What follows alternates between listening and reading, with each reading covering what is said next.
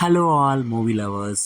మన కల్కి dialogue writer Sai Madhav Borra గారు కల్కి మూవీ గురించి మాట్లాడుతూ, మన కల్కి మూవీ డైరెక్టర్ నాగేశ్వన్ గారు ప్రతి క్యారెక్టర్ ఏం కోరుకుంటుందో అదే మన సాయి మాధవ్ బుర్రా గారికి ఎక్స్ప్లెయిన్ చేశారట.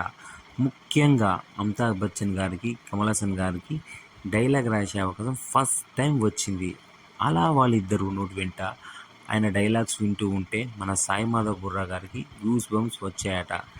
చాలామందికి క్లైమాక్స్లో కమల్ హాసన్ గారు కృష్ణుడు డైలాగ్ ఎందుకు వాడారో అర్థం కావడం లేదు. ఆ డైలాగ్ మీనింగ్ ఏమిటంటే, జగన్నాథ రథచక్రాలు వస్తున్నాయి వస్తున్నాయి అంటే దాని అర్థం భగవంతుడు వస్తున్నాడు, సుమతి అనే క్యారెక్టరే భగవంతుని మోసుకొస్తుంది అని అర్థం.